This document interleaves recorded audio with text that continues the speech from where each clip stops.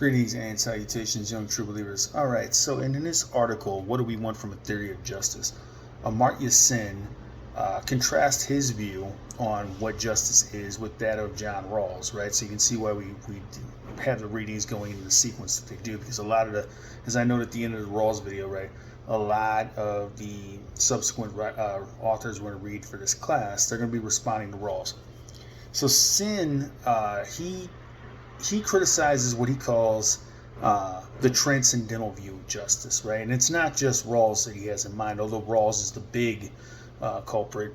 He's also got someone, going back to the 17th century, someone like Thomas Hobbes in mind. So first off, let's define terms. What do we mean by transcendental? Transcendental means beyond sensory experience, right?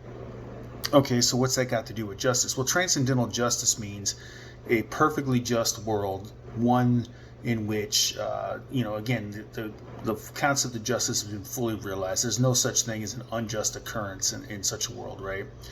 And Sen criticizes this view because most Western philosophers, again, from Hobbes on, most, not all, right, have argued that we need to consider a transcendental concept of justice, right, in order to be able to make any kind of recommendations on what we should do with respect to advancing justice or promoting justice in the real world, right?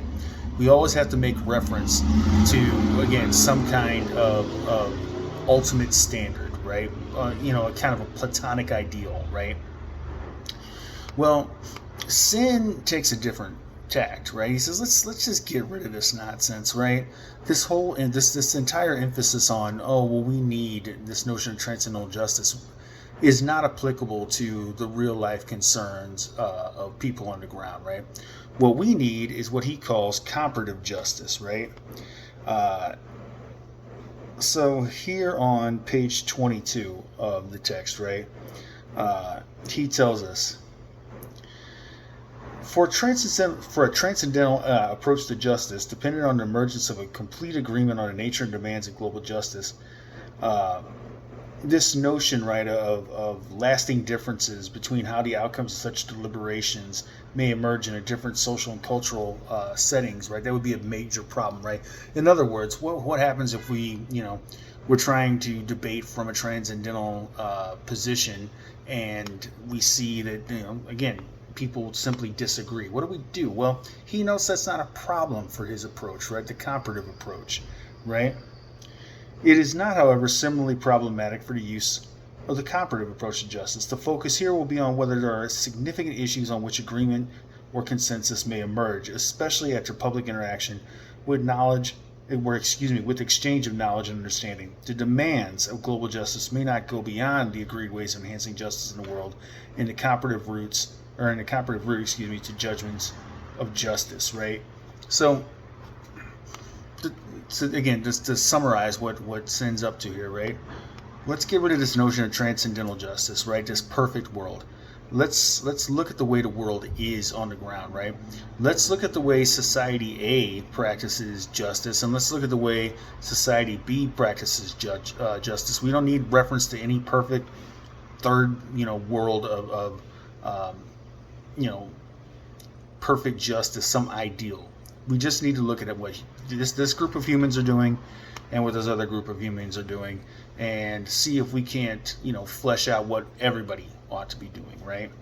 So if we do that, a couple things emerge, right? Several things emerge, right?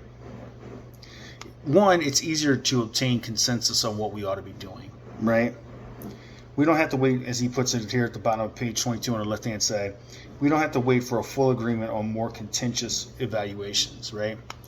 So what kind of things come out in the wash, right? Well, number one, he tells us, this is again page 22, spilling over into 23. I have argued for rejecting the tradition of focusing on the classic and much invoked question, what is a just society? What should a just society be? Sen says, let's just get rid of that, right? Again, enough of this transcendental stuff, right? Let's concentrate on comparative questions of justice. I have presented some reasons for doubting that the transcendental question can even be answered, right? Let's look at what people really do, right? And try to flesh out what everybody ought to be doing from that. Second, the specification of the demands of full justice and of the elaborate institutional paraphernalia which have to be marshaled for the pursuit of a Rawlsian, again, transcendental justice, leaves open the question how we should assess whether some social change would advance the cause of justice or hinder it. Questions that we face constantly in the world, right, within each country and in the field of global arrangements, right? So even if we're going to, pursue this project of transcendental justice, which we shouldn't on Sen's view, right, that doesn't tell us how to distribute, say, AIDS drugs or food resources, right? Again, better to look, to practices on the ground, right, and go from there. And those practices may not lead us to any Rawlsian transcendental, justice, but that's fine. We don't need it. Third, an implicit belief, which seems fairly common in a substantial part of political philosophy, is that the identification of a fully just society is not only crucial for the comprehension of the nature of justice, but also essential for a well-founded relational understanding of justice, and has had the effect of giving a fairly ubiquitous, as I say, universal role to transcendental analyses of justice in contemporary philosophy. Sen notes, I have argued that this underlying belief is entirely mistaken, or may be entirely mistaken. The transcendental approach is neither necessary nor sufficient for answering questions on the advancement of justice that urgently demand our attention, which call for a robustly comparative approach, right? Fourth, there's a need to allow and sometimes even to assert incompleteness of relational comparisons of justice, right? We don't have the whole entire picture. That's fine. Does that mean we stop? No, we keep going. We fill in the details as we go along. We don't need the complete picture to be able to advance justice. We can, again, there's a lot we can do even with our partial understanding. That's the upshot of 4, right? Fifth, aside from the general importance of incorporating possible incompleteness of evaluations, the admissibility of incompleteness also makes it easier to bring in distant voices in the assessment of justice, which can be critically important for the reach and strength of public reasoning. A procedural requirement to consider non-local perspectives can help to avoid undue dominance of local interest as well as possible parochialism, parochial meaning, again, narrow-mindedness, right, of local reasoning shaped by the influence of established conventions and limited informational frameworks, right? He winds this up by noting, we have to go firmly beyond relying on our territorially moored perspectives of free and equal citizens who are born into that society in which they lead their lives. Again, let's get multiple perspectives, right? That's what the comparative approach is all about.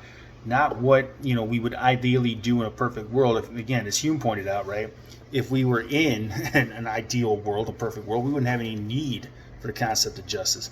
But our world, as Sen points out, is far from entirely just. It's far from perfectly just, right? We want to get there at some point, but that's going to involve a lot of input from a lot of people and a lot of mistakes along the way. That's fine, but the best thing we can do is not appeal to, again, some perfect world that doesn't exist.